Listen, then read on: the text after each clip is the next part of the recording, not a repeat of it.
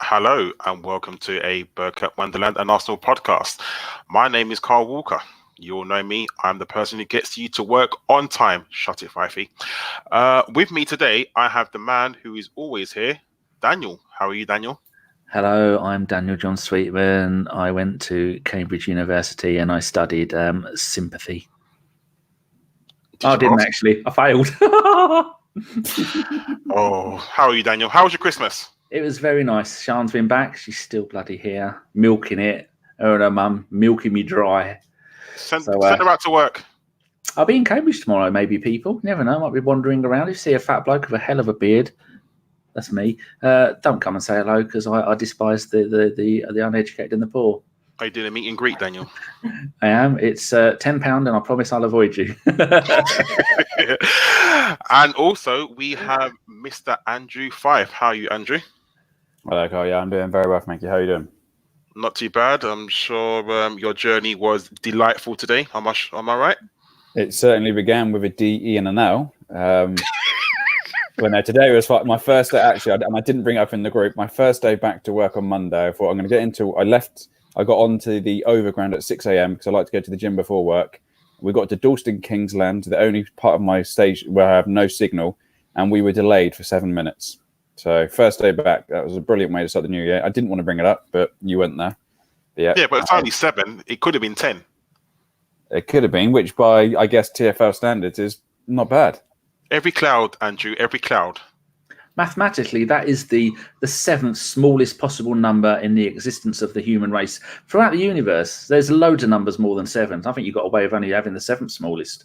Right, thank you. You tell him, Daniel. Shoo-woo, mother truckers. Right, before we kick into today's show, us at ABW would like to thank everyone for their well wishes for David's family. It meant a lot. They were overawed and humbled by the message of condolences. So us at ABW just want to say thank you for all the messages regarding David's passing. Right, let's get into today's show. So we've had some good wins, haven't we, Andrew? Our last 2 results, we beat Leeds and we beat Manchester United.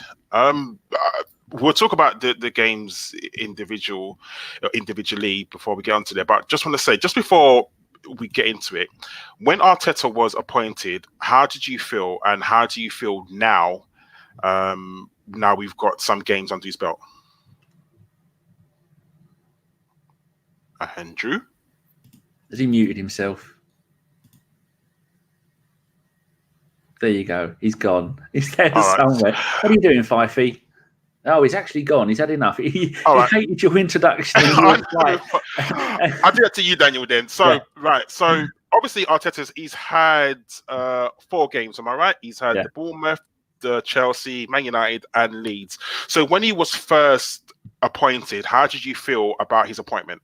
I wasn't happy. I thought the only thing he could possibly bring to the club is the fact that he's an ex-player. And we've said it's slowly creeped up on us, hasn't it? We've gone from the stage of having no ex-players at the club, moaning about we want ex-players at the club. Then all of a sudden, we got loads of ex-players at the club, whether it be Edu, Ljungberg, Baldy was always there, Liam Brady was there, then he left. There's been, over the years, there's been some, but now we've got what, 5 or 6? Perez has been training with them. I mean, we'd love to have Ian Wright back at the club, teaching people how to score goals.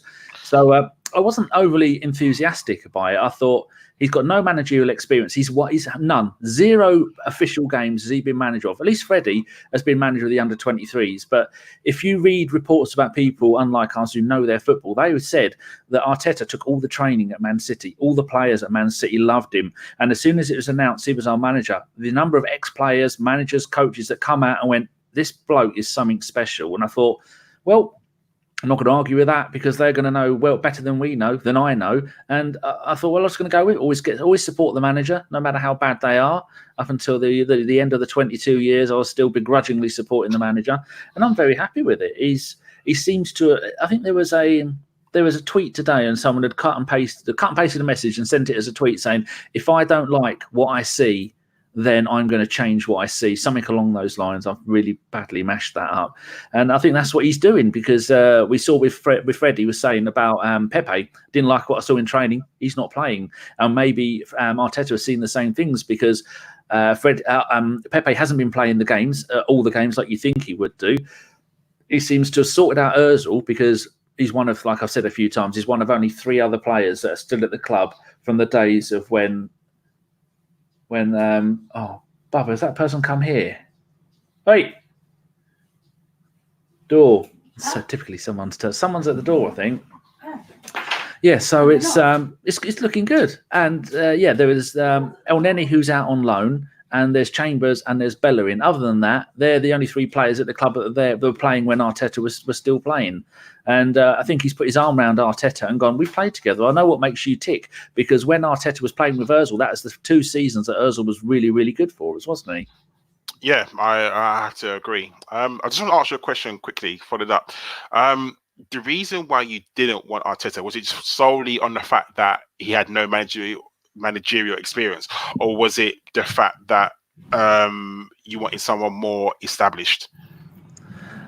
A little bit of both. I before the people came out and said how well he'd done with Man City, how much in control he actually was there, and how much he had the players' respects, I thought, we're one of the biggest clubs in the world, maybe not at the current moment, but historically, and maybe if you look back the last 10 or 15 years, you look at the number of overall Premier League points and the number of finals being in, and the players we've got and the wages we're playing and the quality. I mean, you're not going to get many better strikers in the world than Lacazette and Aubameyang. And I thought maybe that would be a little bit too big for a player like an ex-player like Arteta to come in and manage. But that's not what happened. We've had 2 games, 2 wins in a row, 2 clean sheets in a row. The last time we did that was back at the beginning of October.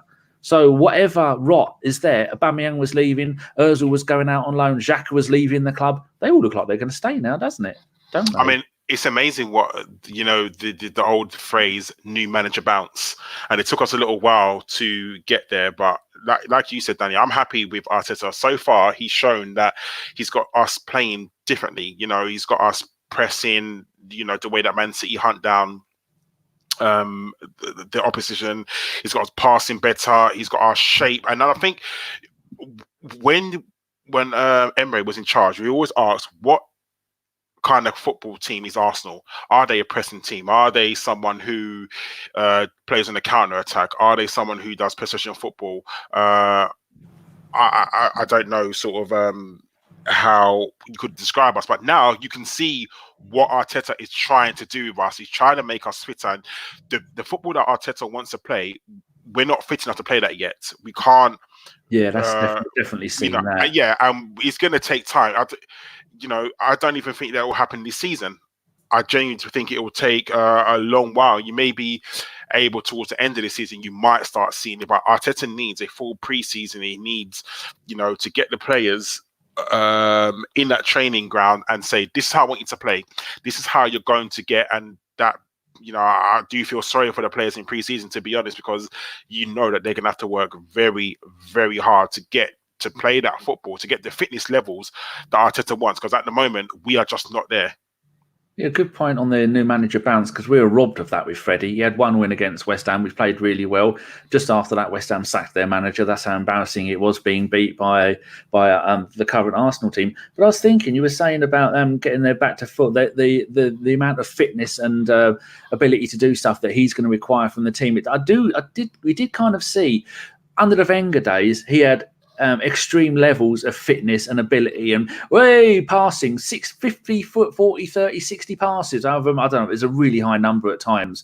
That, as soon as Emery took over, that started to fade away, and the match fitness started to fade away. And maybe Arteta is had ingrained in him the way that Wenger has said, right, you eat this, you do this, you train here, you do that, and we're slowly starting to see it. But I think the biggest difference that Arteta has had is Torreira, you're a defensive midfielder. Xhaka, you stay in the middle. Ozil, you stay in there behind those lot. You defenders, you do a bit of defending. And I think the likes of Willock and Saka, Nelson and Ashley Maitland-Niles, yet again, has come in and saved us. Because for those, especially Saka and Maitland-Niles, for those two to go, you've not really had much to do with the first team. Oh, now you're our wing backs. And Nelson has seemed to change the kind of player he is.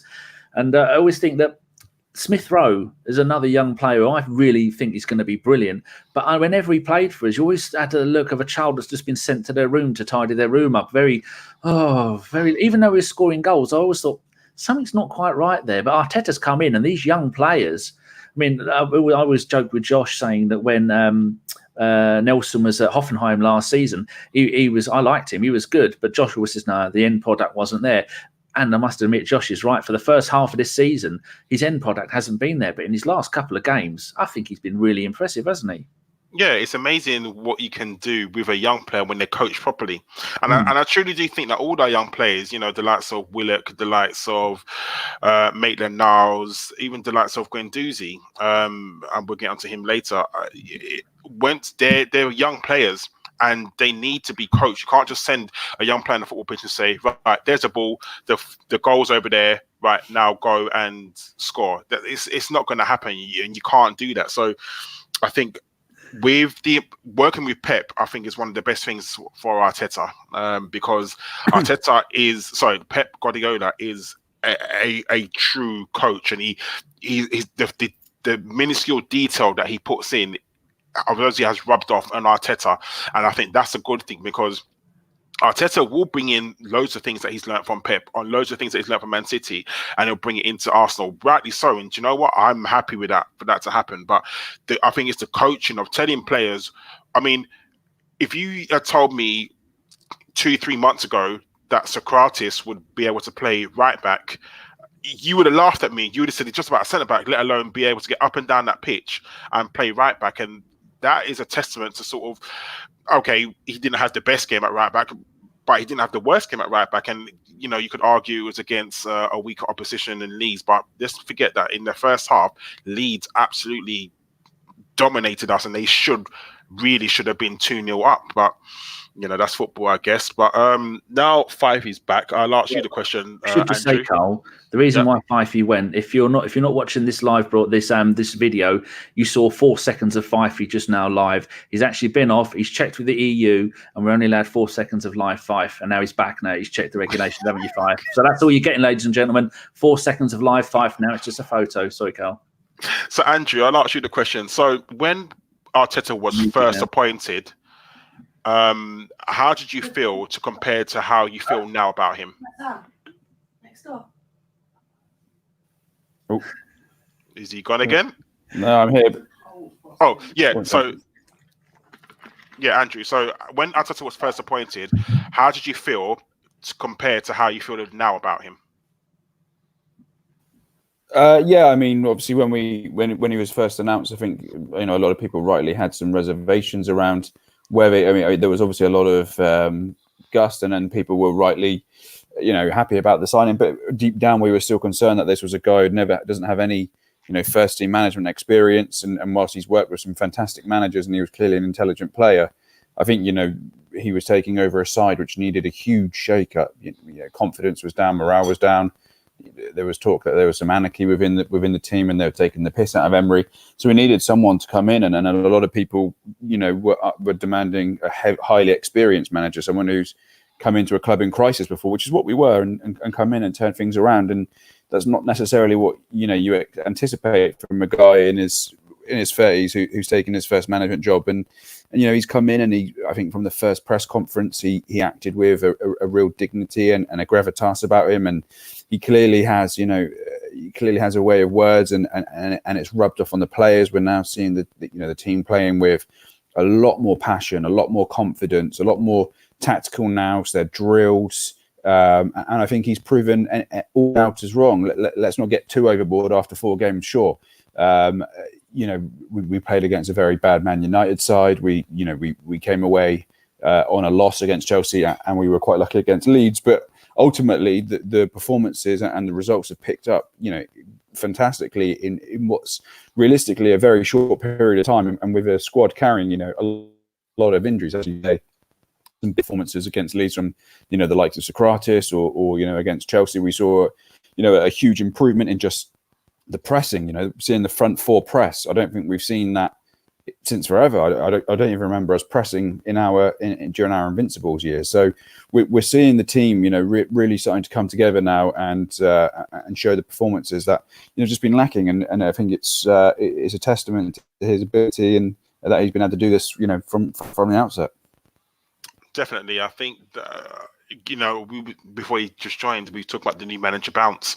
That when a new manager comes in, they do something that the old manager doesn't do, and they just change things ever so slightly just to get even the players' mindset, because players obviously are fragile people, and you tell them, oh no, just you don't run forward, you just stay where you are, and just little things like that can change, and it can make a player think, oh yeah, like be something different and make them play better. And I think that's what because ultimately we still got the same players. Nothing's changed apart from how they train and how they're tactically coached. And I think Arteta coming in, and like you said, he was a very intelligent player, and he's worked with some intelligent coaches, Pep, and he's worked with Arsene Wenger.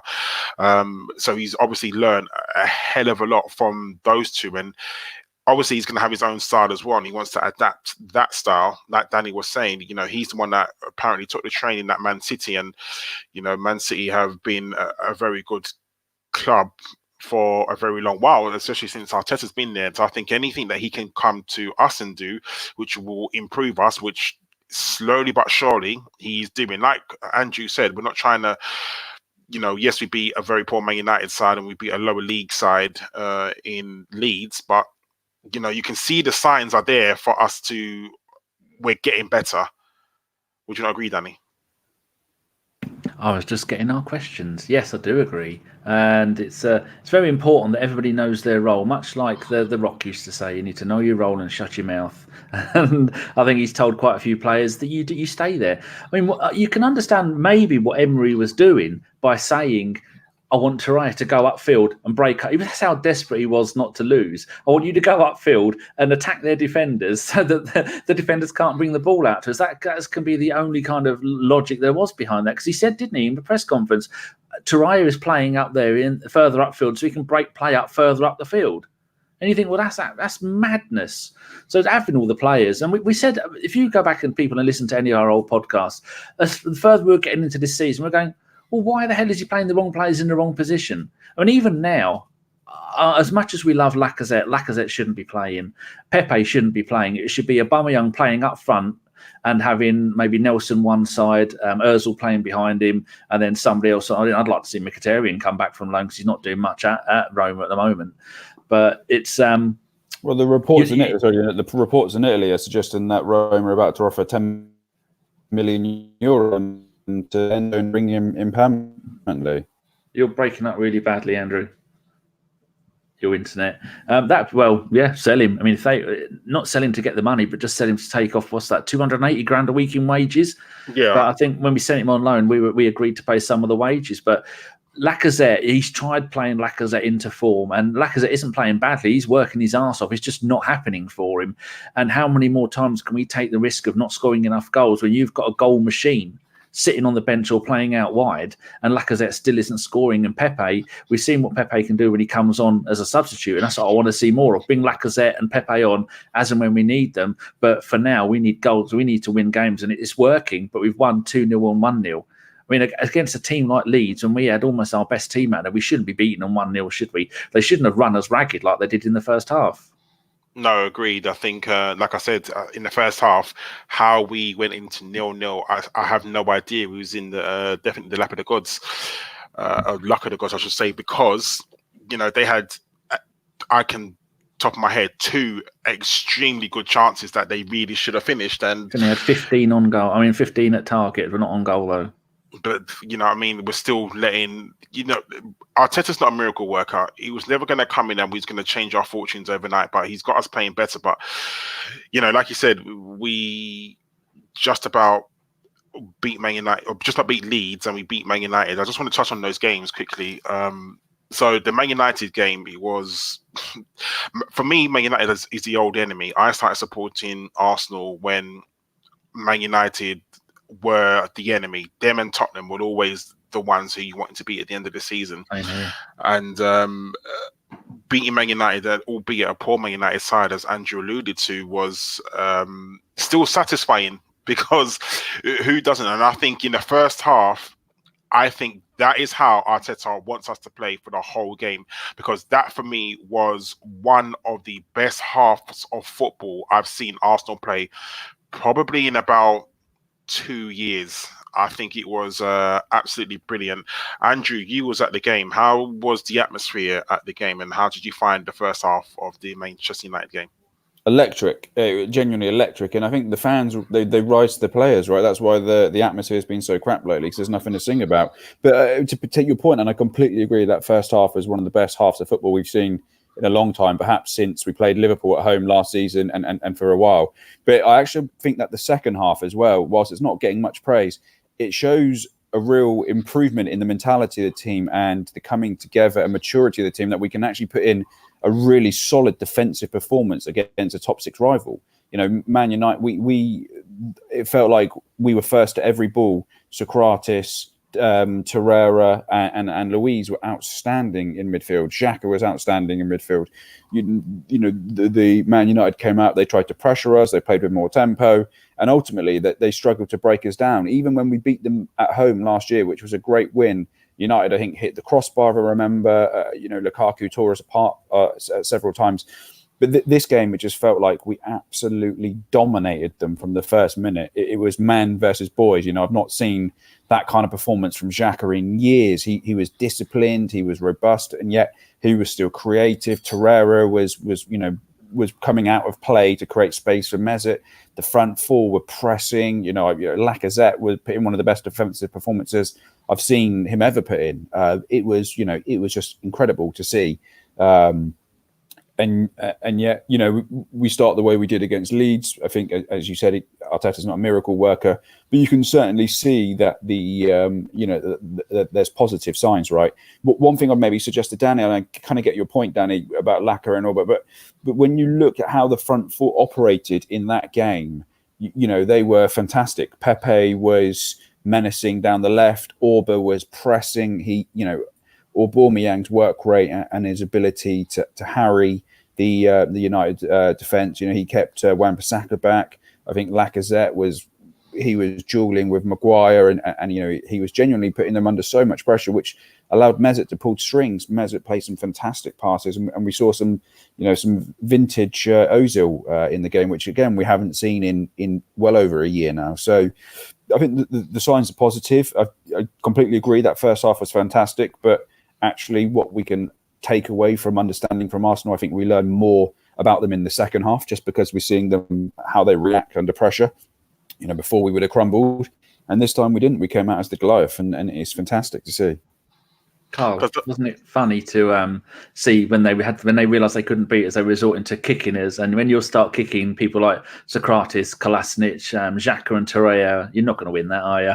No, you can't play it. Back in the day, yeah, we was a soft touch. Let's face it, we was. But so good to see. Yeah, we're a different kettle of fish now. Like, I'd love to see this team against like an old Stoke team, like to see if they would react the same. Because I'm sure some of the results that we had would be so much different. You know, them old Sam Allardyce's teams against Bolton used to say, just go out and kick them. Like, that wouldn't work with us now. Like, no way, because we've got players who are maybe not so fragile, and you know, everyone's up for a fight. Like, you can imagine this Arsenal team willing to take on anyone, because we're just not scared of them, which is quite good. But Daniel, your thoughts on the Manchester United game? Magnificent. I went and, you know me, I like a few stats. I went back and had a look, and in Arteta's 5 seasons for us, it was really only 3 seasons, isn't it? Because the last 2 he was virtually injured for all of it. But in his entire time at Arsenal, we never beat Man United in a league or cup game or anything. Got a few draws with them, and I was surprised by that, because that was coming to the end of the Wenger ball era, and it was coming. And now we've got can we call it ArtetaBall, because it was very much like watching when we were watching Wenger, keeping possession a lot of the time, lots of passes. And it was the first time in, I think, about 15 games where our average Opta rating was over 7. We got a 7. Oh, pardon me, got a 7.11, which is amazing to see. When you got someone like Kolasinac, who only got a 6.5, and I've just had my dinner, I had some chicken, and that's repeating on me. Nom nom. But Pepe was outstanding. But there is, I think it comes back to what you were saying, Karl. The players, Arteta is expecting more from the players, more ability with the running, with the passing, with the team play, with the positional sense. And we saw that Pepe was magnificent in that game. He got the Opta man of the match. He got an 8.8 rating. He got a goal. He hit the bar, and he still got taken off. And like you were saying, Fife, that all those front four all work together. And then you see them against Leeds a few games. Was it the Leeds game? It was the Leeds game, which was only 5 days later.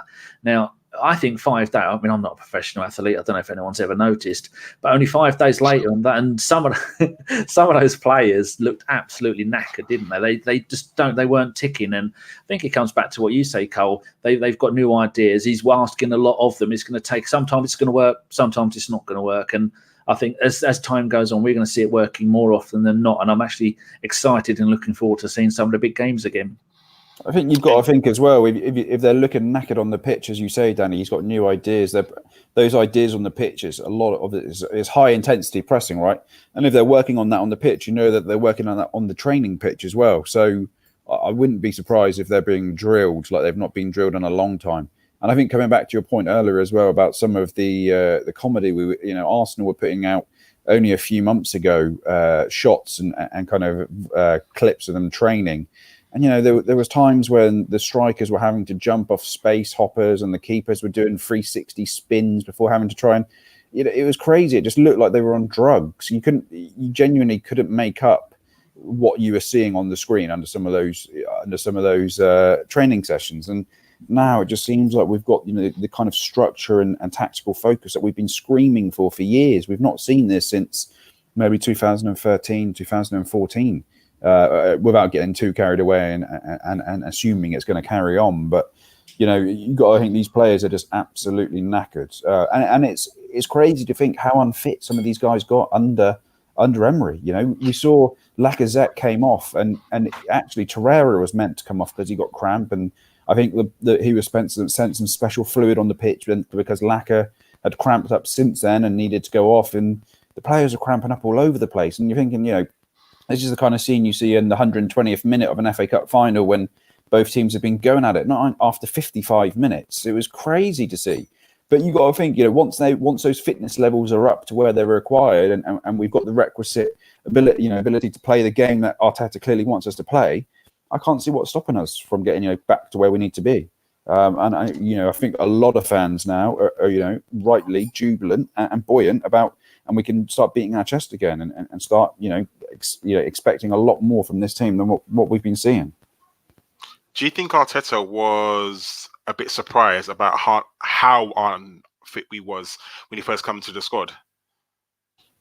I mean, I'm sure he would be. You look at Man City, and they are, without a shadow of a doubt, for the athletes, right? They're not just talented players, and he's been working with some of the most well drilled players in the world, but not just because of their talent, but because of their athletic ability. So he's clearly must be coming in, and you wouldn't expect any team with a top 4, top 6 ambition to be players left, right, and centre falling over because they're too unfit to carry on after 60 minutes. That's just not acceptable, right? I'm sure he would have been shocked at the level that the fitness, because I think under Wenger we were notoriously, for all of Wenger's faults, even in the last couple of seasons, I think there was a few mad stats about how we won more games in the last 10 minutes than any other team, or we got last minute winners or draws than any other team, I think, in Wenger's last 2 seasons. So the fitness was always there under Wenger. That was never a question.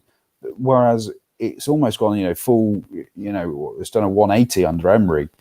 And I don't think even us as fans really saw how bad it was as well until Arteta came in and tried to bring in a different style and a different philosophy, because you just wouldn't anticipate. I guess we just never ran as much or ran as hard or had as much intensity under Emery. But the way it's gone now and how visible and it's shocking to you as a fan. So just imagine what it must be like to Arteta. But I guess what does that really say about our fitness and our strength and conditioning team? Because you got the likes of O'Driscoll there, who's being linked to a big move to Liverpool. But these guys get paid to ensure the strength and conditioning and the fitness of the players. Now I know Emery will have his own ideas about how they should train on, and what tactics they should be training towards.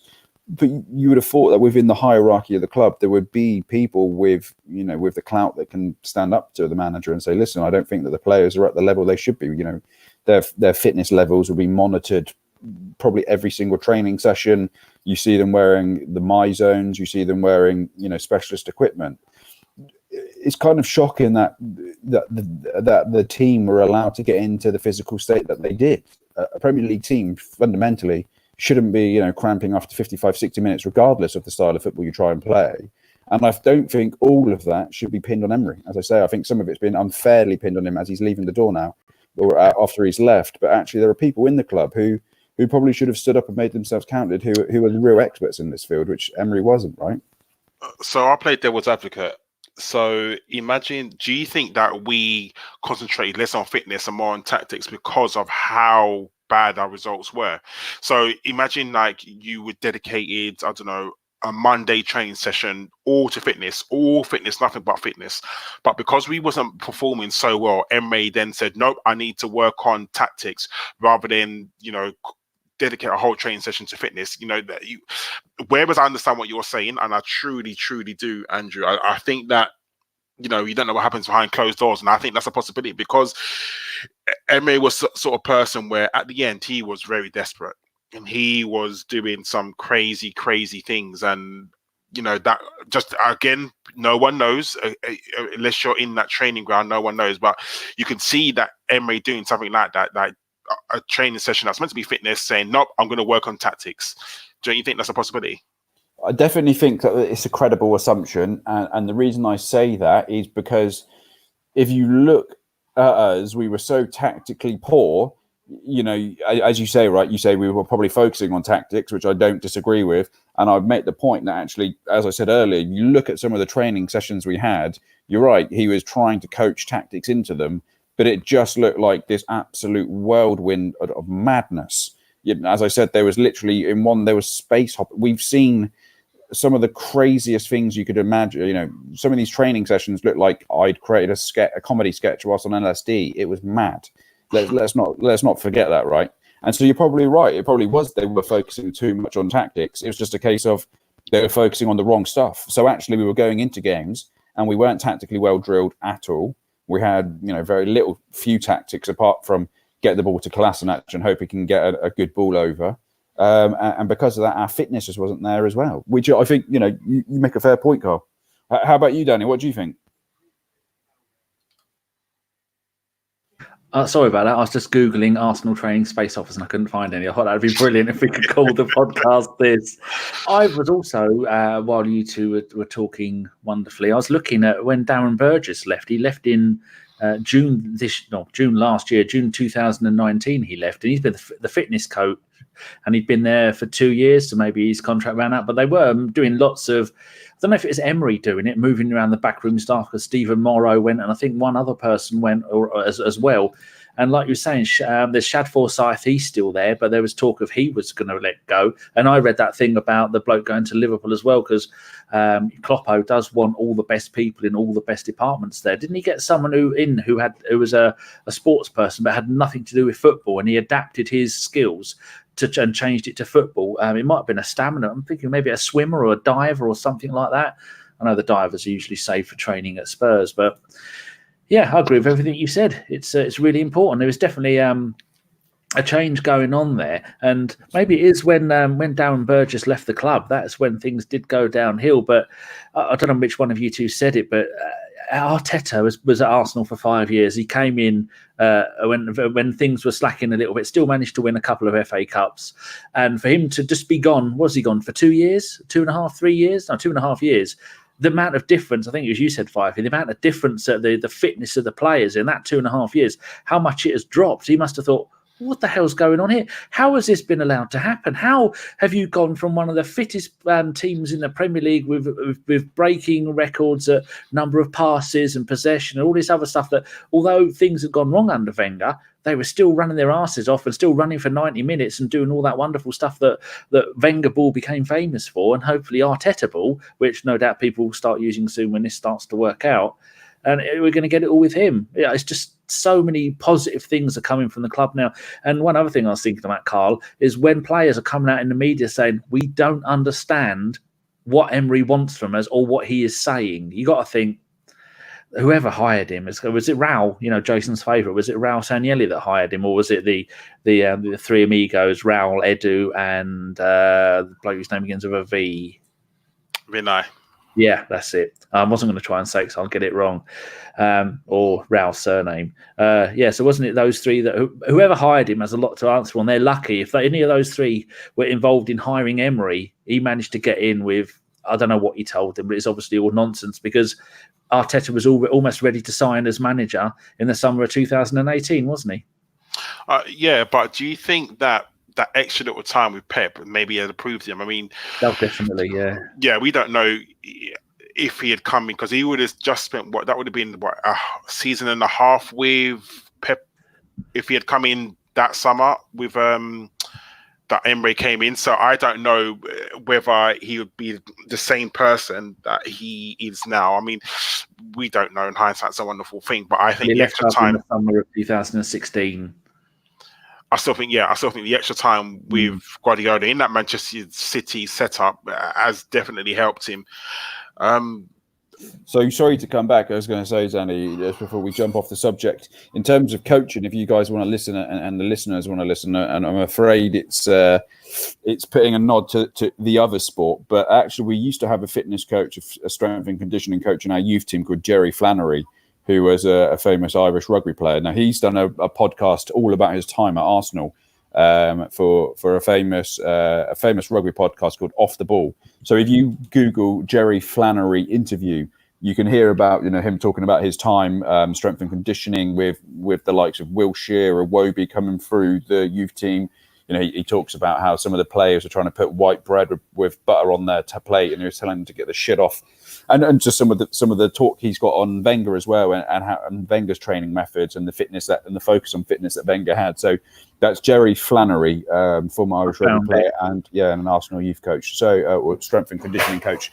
But yeah, very, very interesting listen, and I'd highly recommend. Just obviously skip past all the nonsense about that Pufter sport, and you're golden.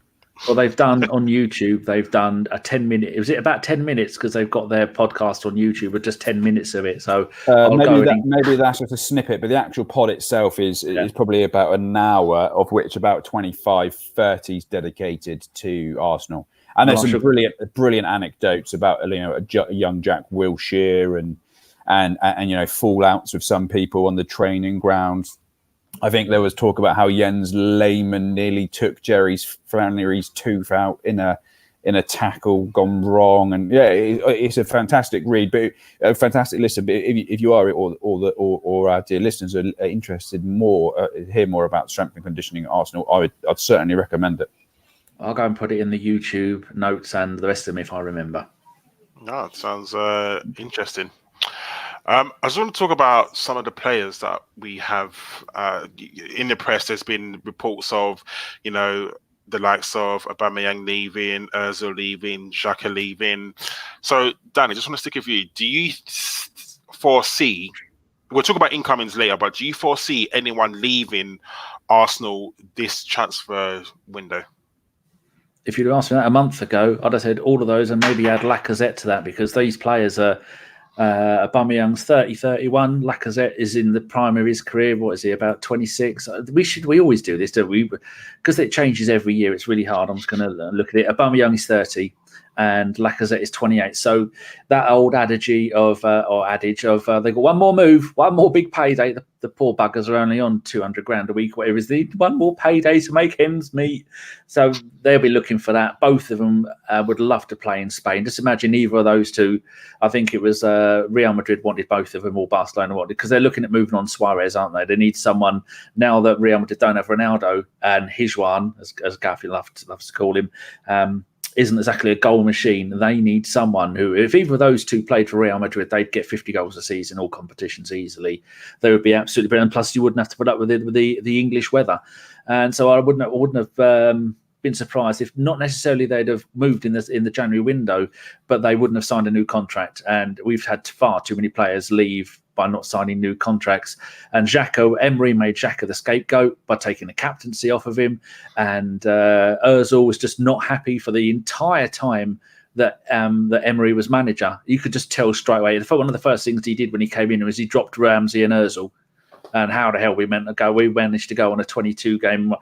Oh, I was hoping you're going to take a mouthful of drink there. And I was going to say, that's me done. And hope you spit your drink all over the place. Yeah, so now I don't think any of them are going to go because you've seen a difference in Ozil's body language when he plays, haven't you? I mean, the Leeds game, not a good example, but the Leeds game doesn't matter. It's the game like the Man United game, and we were unlucky with the Chelsea game. Things were just clicking then. But like you were saying, Fife, you look at Ozil in that Man United game, he was so up for it. He was running everywhere. It was like the Ozil of old. And so I don't think any of them are going to want to go anywhere. I think having a manager like Arteta has made them go, oh, this club could go somewhere. We can still do stuff this season. We've still got a decent chance of making the top four. We've got a good run in the FA Cup because we've got Bournemouth next, and we can still probably do something in Europa League because if he gets all these players ticking, if they play like they did against Man United for the rest of the season, none of them are going to want to go.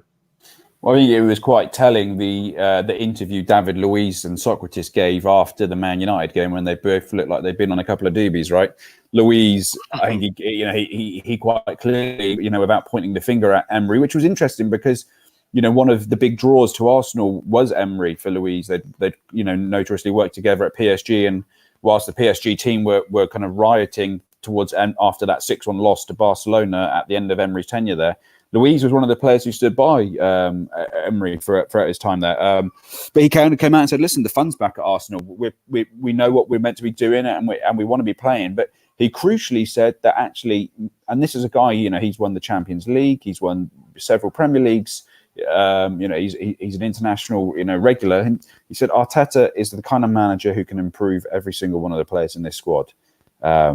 Which I think is telling, right? The fact that they, those players didn't feel that under Emery clearly, and none of them were regressive, but they can see a young, hungry manager who's clearly a football intellect, and if they think they're going to improve them as players, it's worth them staying for another 6 months. I don't think that any of those players were in a good position to leave this January. I think one thing that has gone unnoticed or gone under the radar is criticism of the players. I don't think that they particularly helped themselves in this situation as well. We're hearing some of the top players mocking Emery's accent around the training ground, getting up to all sorts of shenanigans on their social media, liking all sorts of posts they shouldn't, and hanging out with some bad types who they shouldn't. But realistically, I think a lot of them now, these guys are wise. They see a manager who can come in and make them better players.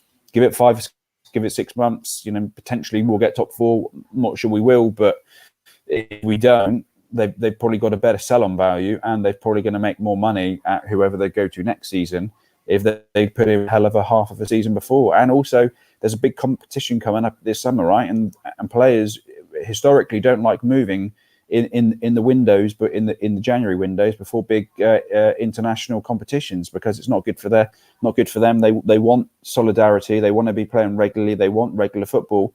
And I think a lot of them are looking at Emery and said, actually, I feel like I might get this. Someone like Lacazette, he's not been in the French squad at all over the years.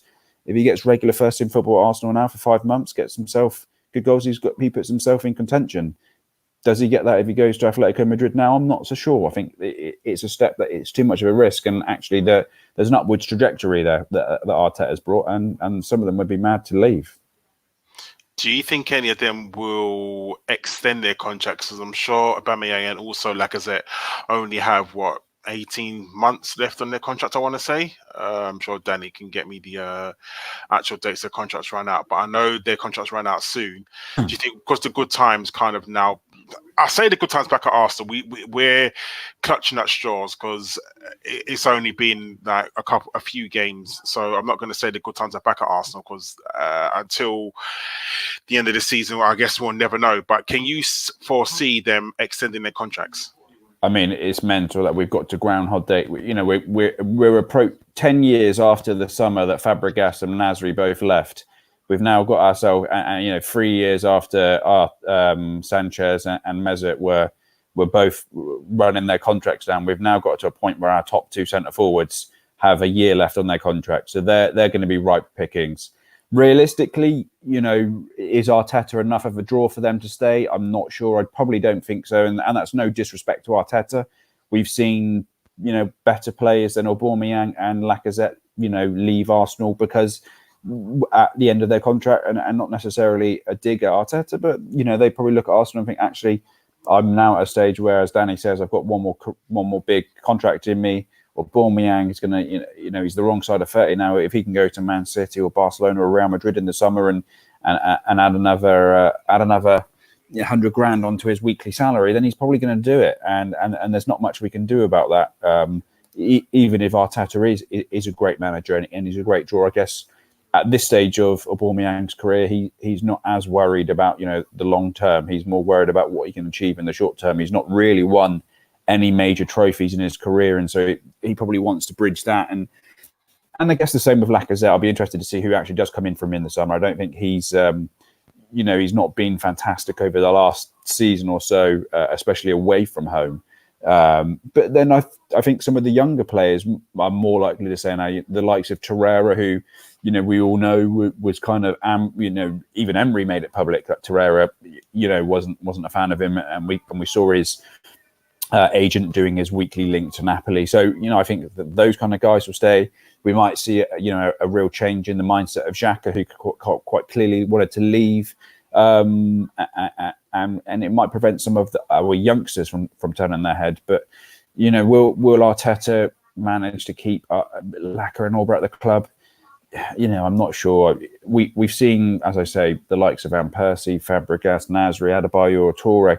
Over the years, the players have shown that they're humans, and ultimately, if they get an offer from a bigger, better club, more money, more likely to bigger chance to win prizes and money, then I think they're going to go for it. And we can't blame them too much for that, right? You'd do exactly the same if Crossrail came in for you, for example, and offered you more money for an easier life.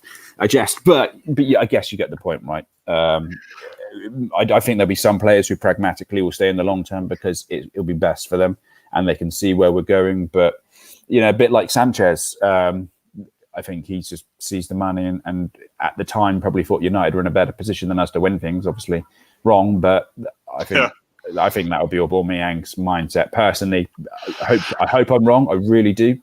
But I'd be shocked if he's at the team next season. So, Danny, Andrew touched on it. How have we got ourselves into this situation once again, where in next year we have Ozil, Luiz, which I can understand. He only signed a small contract. Mustafi and Sokratis all ready to leave. Now, you can kind of say that, okay, maybe David Luiz we didn't buy him for the resale value. I get that. Mesut Ozil, I guess I can't see him signing another contract at Arsenal, especially on the wages that he's on. No way. Sokratis, you probably look to say that maybe William Saliba is his replacement, so you can understand if we let him go in the end of the summer. But how is it that we've got all our top players running down their contracts? Now, how does this happen to us once again? Ineptitude, that's the word I was looking for. My ability to find words are much like their ability to get people to sign to contracts. A player is only going to sign a contract if they're happy. Players, not necessarily their players, is it? You've seen that Man United have had a massive falling out. Is it Raiola, the agent of who's recently come out and said, I'm not selling any more of my players to Man United. Man United ruins players, or something along those lines. A magnificent podcast called the Transfer Market Podcast. It's got a couple of the Scottish journalists doing it. It's really, really good. I mean, sometimes their audio isn't everything it could be, but I did DM him and he did. I can't remember what he said. Anyway, so we've got all these players doing it. If you keep the players happy, then they're going to stay. They don't necessarily have to give them massive pay rises or wages, because Ozil's on a massive amount of money as it is. And I'm just looking. Ozil has already played, 246 games for Arsenal. mean, think that without looking at it, the number of players that we love at Arsenal that have not played anywhere near that number of games. And then we've got other players at the club like Bellerin, 188, Xhaka, 152. Mustafi is our fourth highest placed player with 125 games. And you can't even get rid of the fucker. Yeah, someone's put a question up later about that. So it's just, there's so much disorganisation, and at times I don't think people know whose job is doing what. We knew under Wenger was in charge of everything, be it from buying players, scouting players, doing the contracts, picking the cutlery for the Emirates, picking what colour the toilet seat should be at the Emirates. And we've got someone who's a head coach. I think you need something of a little bit of both. We can't have an authoritarian like you do with Wenger, where he did absolutely everything was down to him. That's too much. As we saw in his later years, there's just too many pies that he's got to keep his fingers in, and it's becoming really hard. But I also think that from what little we know about what the Daddy Kroenke does, he doesn't seem to be overly. We could be completely wrong, but what he can see, he doesn't seem to be involved in the day-to-day run. If either of us three owned the club, we would be there. I'd bring my bed there. I'd sleep at the club. I'd have my beady little fat sausage fingers in every single pie, and I'd be talking to everybody. You'd have people walking out because I'd be sticking my nose in everything. But I'd want to know what's going on at every aspect of the club, much like Wenger did. And I don't think that's there at the moment. And Wenger later came out, didn't he? Especially after the Gilberto thing, where he said players, once they reach 30, only get 1 year contracts. I think he's since said that was a mistake to do that, because so many of these players ended up leaving and going off and doing great stuff with other clubs. Perez, Bergkamp, all probably left too earlier than they should. Yeah, I mean, at the last game at Highbury, we were all chanting to was it Perez? One more year. Yeah. He ended up going to Villarreal and doing brilliant there until he got injured. Was it Villarreal he went to? It was, yeah. He got injured and then he came back and did well. I went to Villa, didn't he?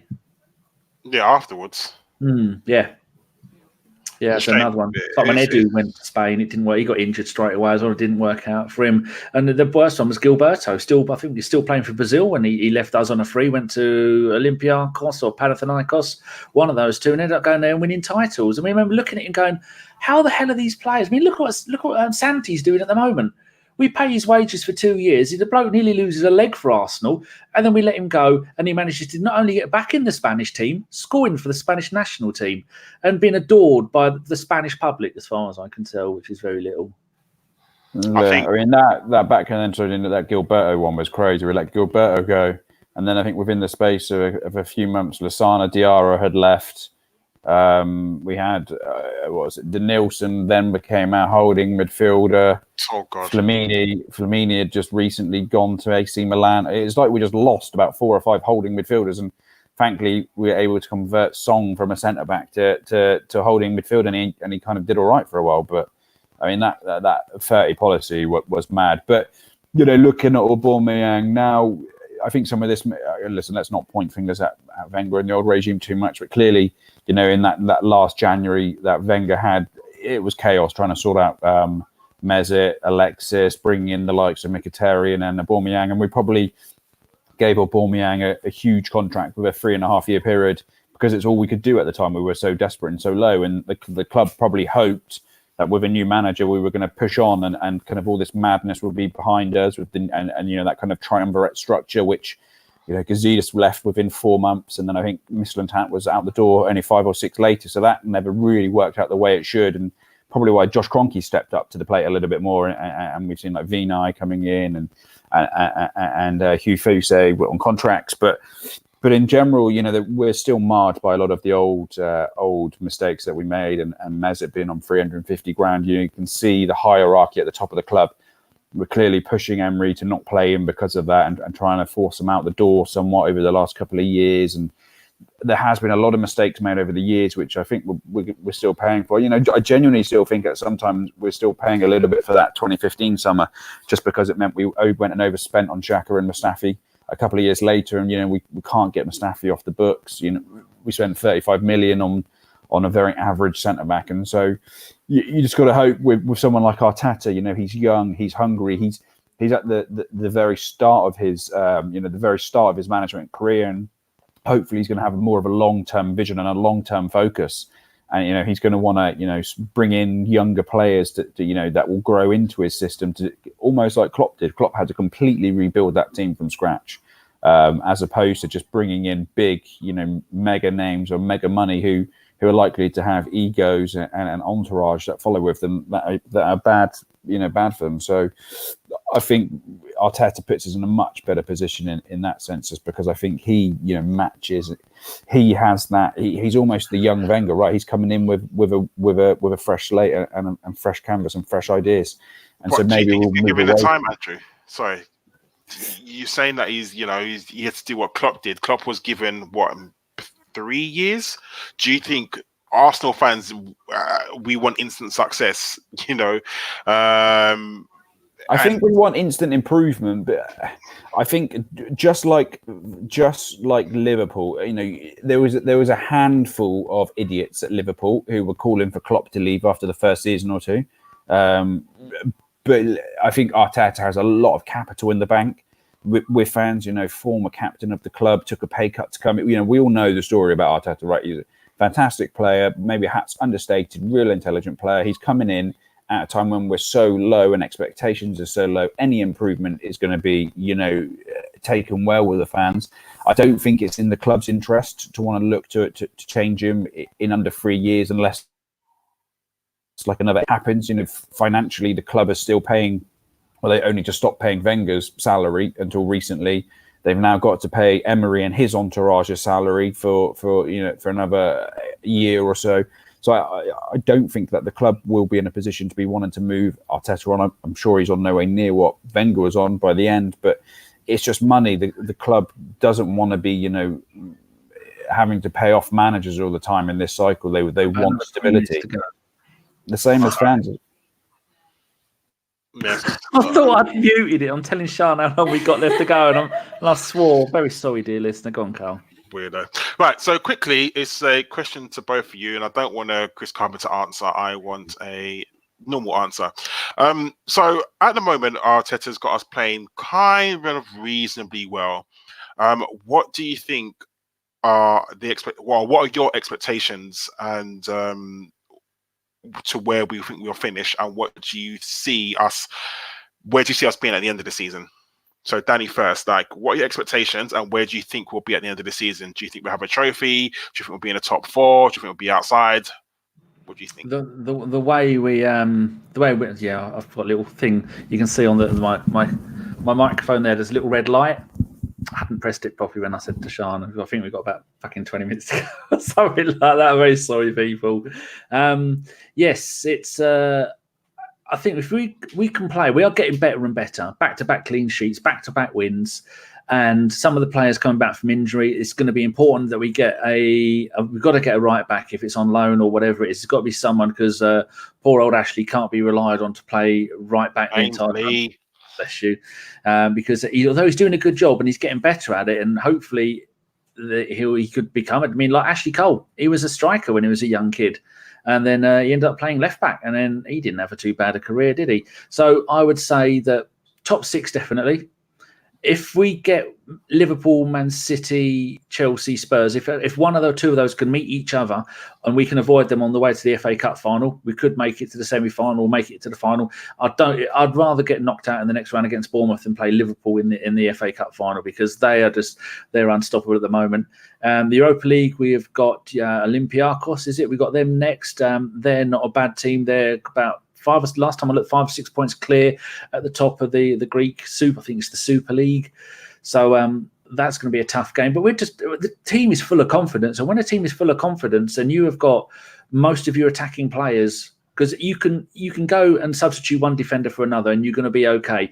If Aubameyang is injured or Lacazette is injured, then who are you going to bring in? You can't bring in kids to do that job because they're not going to be able to do it. So yeah, I think we're going to be. I can just say before you go on that, Karl, you were saying about Klopp when he first started at Liverpool, October 2015, 8th in his first season, 4th in the next, and 2nd last season. And every time in the FA Cup, he's got 4th round, 3rd round. So there you go. Yeah, but he won Champions League with them, so Yeah, so Andrew, what are your expectations and where do you think we'll end up? I think looking at it now, realistically, if we finish top 6 and we beat Liverpool at home and stop them from going unbeaten, that would be a fantastic turnaround from Arteta. Not least because, top 6 is a fairly credible finish. But if you look at the trajectory on where we were heading before he came in, not only has he had to start winning, but he had to plug the rot. And so for me, that would be a fantastic season and somewhere where we can build from next year. And I think, as Danny says, perhaps a cup run in the FA Cup until... I wouldn't write off this team as well with the ability to win the FA Cup. There's certainly players who are good enough on their day to win something. No one expected us to beat Man City in that semi-final, and damn, we weren't going to beat Chelsea in that FA Cup final, and we did it. So we have the quality there to do it. But top 6, beat Liverpool, and I'll be a very happy man. Yes, definitely. Right, I am going to hand over to Mr. Sweetman because he has some listeners' questions. Did my first listener's question? Did you answer your own question there, Karl? Because I'll be interested to know, as the host, what you thought about your own question. Okay. I think that we'll end up in the top 6. I think top 4 is definitely a reach too far. I just don't think that we'll get there, unfortunately, and it would be nice if we did, but I just can't see us getting in the top 4 this season. And to be honest, I don't think I really want it because I don't think we're ready to be in the Champions League. I just think we'll just embarrass ourselves in the Champions League. So top 6. I mean, I'd love it if we was in top 4, but top 6. And like you, I think if we avoid Liverpool or Chelsea. Sorry, if we avoid Liverpool or Man City, I think we've got a good chance. Chelsea, I think we was very unlucky to lose a game at the Emirates, and I think if we played them again, I think we'd beat them. I genuinely really do think we'd beat them. I think we're better than them. So, the only 2 teams I really want to avoid is Liverpool or Man City. Anyone else, I think we could possibly go on and do a nice little cup run. And I think we actually need it. I think we do actually really need a little cup run. In Europa League, I think there's probably a few teams that are a bit better than us. The ones that have gone down from the Champions League. Yeah, I think there's Milan in it. There's just a few that. Did you say AC Milan? Inter Milan, I think. Oh, I think Inter in it. Yeah, Inter, Wow. Yeah. So I think we could possibly have a nice little Europa run, and I'd love if we did, but. I'd settle for a top 6 and an FA Cup. Jolly good. Okay. Right. Fifey, before we get going, do you want me to send you the Fifes Forum as it's named after you? I can send them to you via Twitter DM. Yep, perfect. Okay, well, when Karl's answering this first question, I'll then go and I'll send them to you because we can't use them inside this program. All right, Karl, Michael Harniman, friend of the show, says, out of the players on loan, who, if any, do you think could still have a future at the club? So the players we have on loan, Jordi Osei-Tutu at Bochum in Germany, 2nd Division, Daniel Ballard at Swindon, Ben Sheaf at Doncaster Rovers, Dejan Iliev, our goalkeeper, at some unpronounceable team in Macedonia, William Saliba at Saint-Etienne, Mohamed El-Neni at Besiktas, and Henrik Mkhitaryan at Roma. Well, I can't say for the youth team player because I don't know enough about them, to be honest. William Saliba will play for us next season. That's without a shadow of a doubt. I believe he just come back from injury. And before he went injured, he was quite good in the feeder league. So Farmers League. Mkhitaryan, I don't think he'll come back. I just think we need to get players off the wage bills. I think he is someone who's on about 180 or something like that, if not a bit more, because he's a Raiola man. So I just can't see us keeping him. And also El-Neni, I think we really wanted to get rid of him because I don't think he was going to come back into the squad. So I think when he comes back to England, we'll just be looking for him to move on. So I think out of all of those people, I think Saliba is probably the only person that I can see us playing for us next season. I agree with that. 110% because it's football. I've added the extra 10%. Right, Fifey, did you have a look at the Twitter DMs? Are they all there? Is he on mute? Fifey? I am on mute. I'm just checking. I haven't seen them come through yet. Let me just refresh. It's in the link that I sent you for the live show link thing. Yeah. Okay, right. So after when I finish the questions, I'll go to you and you can read those. We'll leave all this in because they love it when they see behind the scenes stuff. Plus, it's video and we can't edit it. Don't have the skills. All right, question for you from Luca. It's a two-parter. First part, long-time listener, you can tell. Should we shoot more? Brilliant. Yeah. should we play with a goalkeeper? Right, and he also says, if our first targets aren't available in January, would you go for other players now or wait until the summer to get the top targets? Generally, what do you think is the club's transfer strategy for January? Good question. Have you muted yourself again?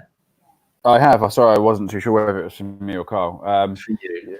Yeah, so I don't think that the club will want to invest too heavily in players who they don't feel will be right for the long-term strategy. I think the club now will try to, I think after the groundhog that left us in, they'll be very very careful with the cash. I don't think that they're spending a lot of money on the wrong players. We already have 2 or 3 centre-backs the wrong side of 30. We have centre-backs on the books who we can't shift. Does Boateng really fit that mould of what we need? A guy who, who's only averaging 25 games a season or something like that these days, who's not been very good for a few years now. I'd be shocked. I think the club would be more likely to go out there and want to bring players in on loan like they did last January, actually buying the wrong player, if it were. That's not to say that we won't spend money if the right player comes along. We've definitely done it in January before. Some of our best purchases have come in January, but it would feel like we're going backwards if we start, spending 15 million here and 15 million there on the C or the D option. I think, as we said earlier, it's the kind of window before a big international. It's the window before a big international tournament when the top players don't really make themselves or become available unless there's some kind of compelling reason, like we had with Aubameyang a couple of years ago, where he fallen out of everyone at Dortmund. I'd be shocked if we try and just spend unwisely. Okay, lovely. Right, here we go. One for you, Karl, from Azid. I'm not going to do the Akib thing because that's special for Akib, although you have lots of E's in it. So, do you think Matteo Guendouzi will improve, or did our fan base overhype him like we did with Iwobi, Smith Rowe, I think, Zelalem and Crowley? And in brackets, he's apologised to me for saying Super Dan Crowley, future England legend. It's been a while since I've said that. Number one, you haven't overhyped Emil Smith Rowe. The guy is going to be a world beater. Stop that nonsense. And I have a real love-hate relationship with Guendouzi because as much as I think he's a very good player, I don't see what he brings to Arsenal. He doesn't have any assists. He doesn't score goals. He runs around like a headless chicken. He makes stupid tackles. He can't header a ball. But at the same time, you give him the ball and he drives forwards and he gets our play going. So I'm thinking he's young. He can be molded, especially with someone like Arteta. Arteta can make him good, but I'm not saying he's a bad player because he's not. Guendouzi is not a bad player. I just don't know what his role is. Is he a box-to-box? Is he a deep line playmaker? Is he a defensive midfielder? You think he knows? I don't think under Emery he was given a natural position. I just think he was just told to play in midfield. I think once he nails down a position, or once he nails down what he is there to do, no one knows, and that's the thing. I think he'll be a better player. I do not want to get rid of him. He needs to stay. I just think that he's what, 19, 20 years old, so. Yeah. He's young. He's a child, and he will get better 100%. I just think with the right coaching, he will definitely cement that place down. I just want to see what that place is and what his role in the team is. He's never going to score loads of goals from midfield. He might do. He might change. You never know. If he is a box to box, okay, let's mold him to that. Is he a deep line playmaker? Let's mold him into that. I just want to see him cement down a place, and that's what I want with Guendouzi. Good point about his age. He's only 20 and he's played 73 games for Arsenal already. How many players can say they've played for 73 games for Arsenal by the age of 20? That's but he's got. We like him. We want it to work out for him. So yeah, good point. Right. Historical one here for you, Mr. Fife. Are you ready? I am. Jolly good. From Jim Howson, who made his ABW debut midweek. And he's not a Northern Leeds supporting monkey like Josh said he is. I forgot to tell Josh that he was actually in Yorkshire, and Josh was mean to the people from Yorkshire. He says, considering Herbert Chapman's many achievements for Arsenal and other clubs, why is he not spoken on as often as the all-time greats like Shankly and Fergie? I guess he's just too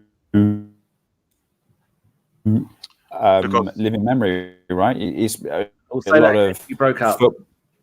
Sorry, I was going to say he is too far gone from memory of journalists and fans today to the point where I just don't think that they recognise, football pre the World War II. To be honest, I think it's more that than anything. People, there's still a lot of journalists in their 50s and 60s and 70s who grew up watching, the great Liverpool teams and the great Man United teams. As now we're more beginning in 1992 Sky Sports than we are the history of football. I just think it's just the way of the world. It's why people don't talk about great poets and authors from the past, or we're obsessed with modern pop culture. That why would they talk about Chapman and his achievements like they do Ian, Wenger and Mourinho? And also, unlike Liverpool fans, we don't cry about our past every 5 minutes and talk about our achievements back in the day. I had some young bloke who come to do some work in my house, and he's a Leicester fan. And I said, I hope Liverpool don't win the league. He says, why?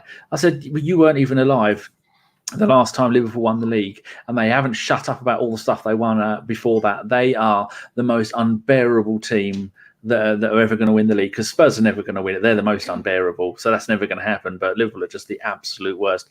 Fifey, are you watching some kind of dodgy stream because your internet keeps going warbly, so you're on that dreaded Wi-Fi? He's looking at the New York Stock Exchange. What's wrong with you? Leave him alone. I said they're bin dipping. Oh, and I referred to them as bin dippers, and he didn't know why I called them bin dippers. So there you go. So yes. Right, next question for Karl from Matt L. Roberts. In your own opinion and words, what is the priorities in all competitions we play with Arteta in charge? So if you just put them in order that you would like to see them win, I suppose, as in league position and then the other two cups. So I would want us to finish as high up at the table as humanly possible, because, as always, the league is bread and butter. I would like us to try to win the Europa and then obviously the FA Cup. Jolly good.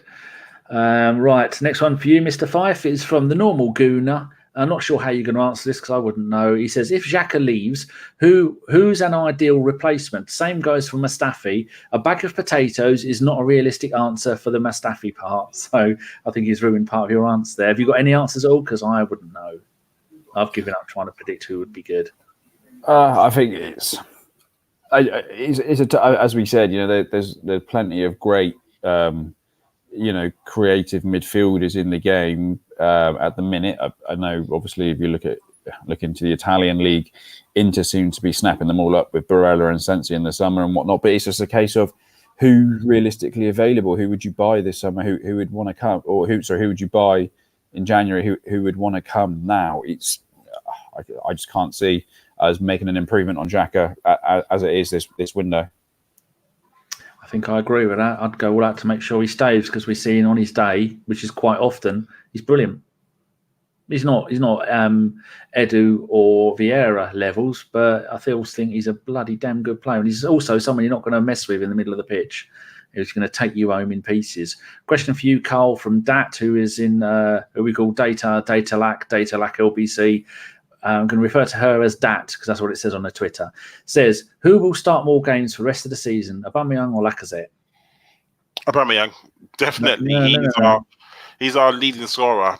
Without him, I don't know where it would be. So I'd like Lacazette to try and get some form. He's not, like you said, Danny, earlier, he's not playing badly. He's just not scoring goals. And he's trying his main priority on the football pitch, however, is to score goals. That's what he is on the football pitch to do, and he's not doing that at the moment. So, do I think he will stay beyond the end of the season? I'm sorry, after into next season? I don't know. I'll be honest with you. I think his goal scoring record is not the best. You know, especially away from home, he's got a very few goals at home. Sorry, very few goals away. He's just not been able to put the ball in the back of the net. He's working hard and he's doing all this the stuff for us. I just think that because of the close relationship with Aubameyang and also Lacazette, if one leaves, I think the other's going to want to leave as well, to be honest.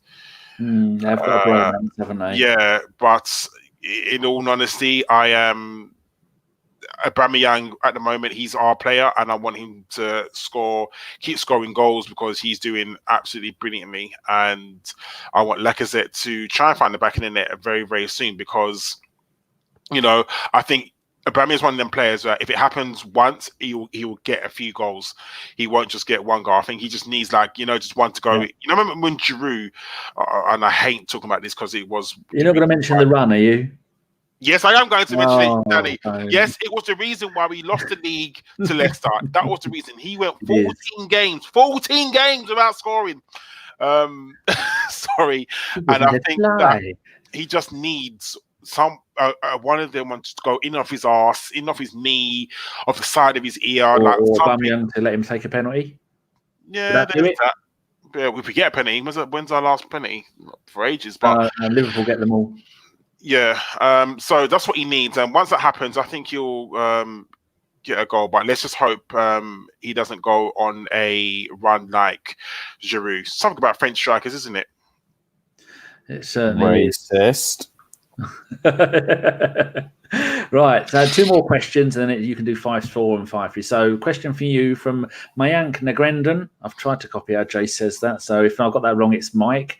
He says, "How do you see the defence shaping up next season? Lots of question marks over players. We need an upgrade at centre back, but have 7 at the club now. How many move out? Just to clarify, I'm including Saliba in the list of centre backs in our senior team at the moment." Wow. I think they nearly all need to go, don't they? Apart from him, maybe Luiz. Yeah, I think Mustafi we're going to want to get rid of, right? He's clearly not good enough, but I think we've been desperate to get rid of him every window since he's been here, or at least since the first one, right? We've tried to sell him to West Brom. We even brought in Jorge Mendes in the summer to try and move him on. And then, unfortunately, we made the mistake of playing him in a friendly. And he made a couple of mistakes against Barcelona and a couple of mistakes against Ajax, and all interest in him from Monaco kind of died off. Chambers, he's not going to go in the summer now because he's not back. He's out for a long time. I don't think they're going to sell Bobby Holding.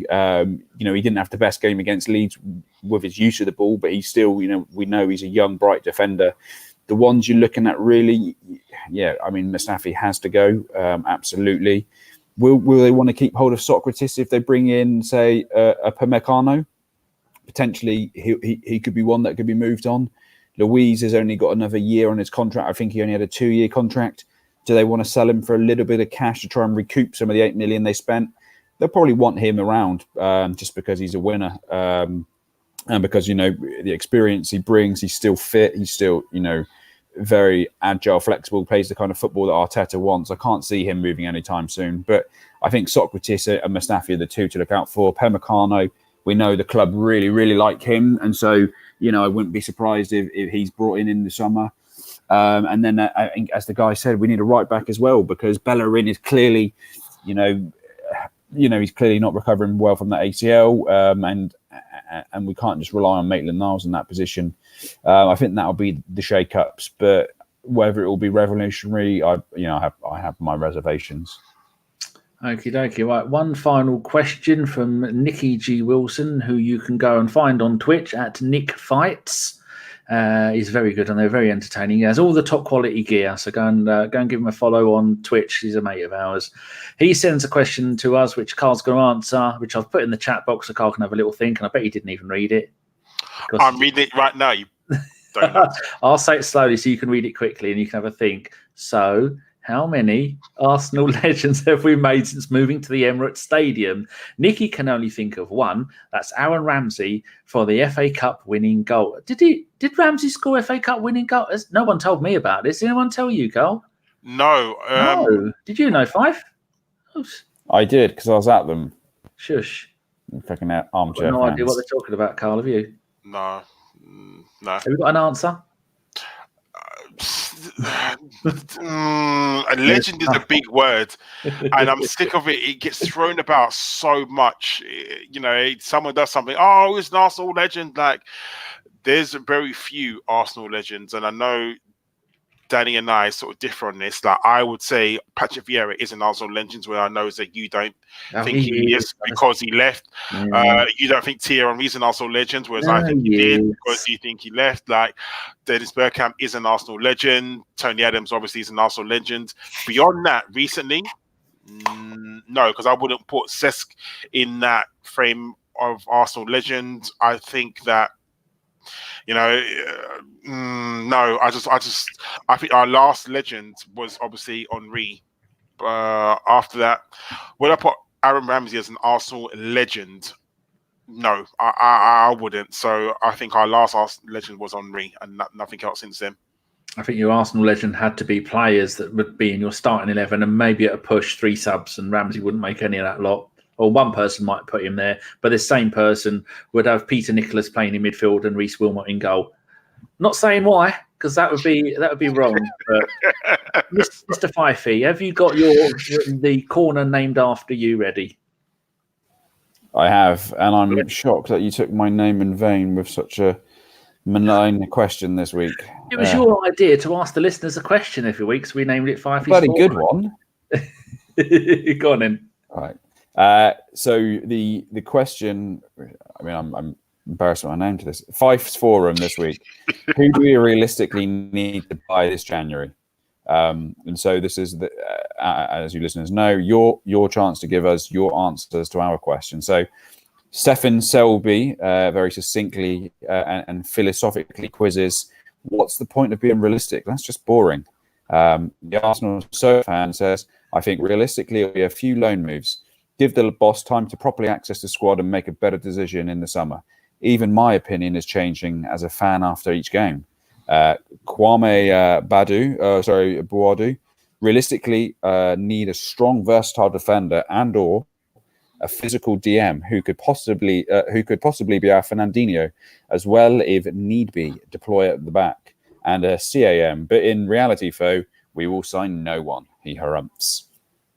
Dat says, the best available defenders. That's a good. Appreciate the contribution there, Dat. Nick Wilson. We need to buy good, solid, consistent players that are strong on and off the ball, players that can do the basics and not just the flashy tricks and flicks, players that when we go 1-0 down don't hide but stand up to be counted as true Arsenal players. Karoun says basically a right back, a centre back, a left back, since Tierney is out for 3 months. Jerome Boateng is past his peak, but can play both centre-back and right-back, which can address 2 of our deficiencies.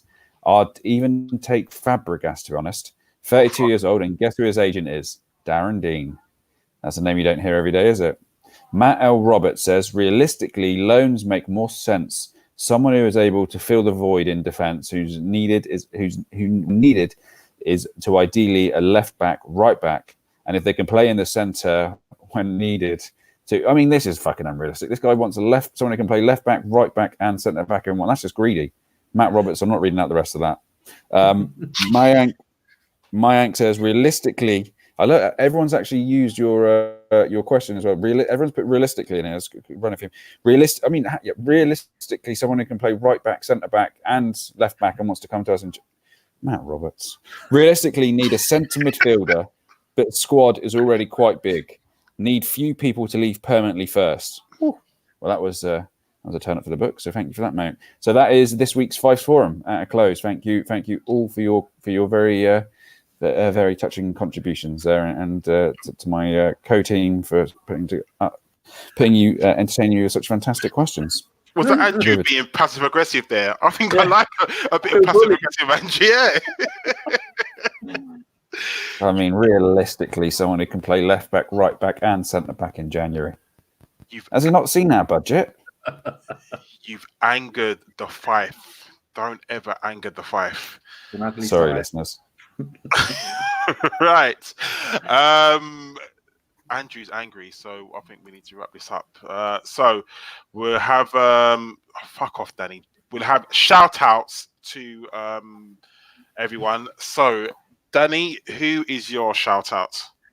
It's going to be the general Arsenal. I don't like the word community, but we are a kind of community, and the outpouring of emotion that has been for when Steve passed, and when Steve didn't go to many games recently because in recent years because he was living in Poland. David went to loads of games. The day I met you, Karl, I was meant to meet David, but the shitty lifts at Arsenal weren't working, and I couldn't bump myself down the stairs, so I sat at that lift waiting for 20 fucking minutes.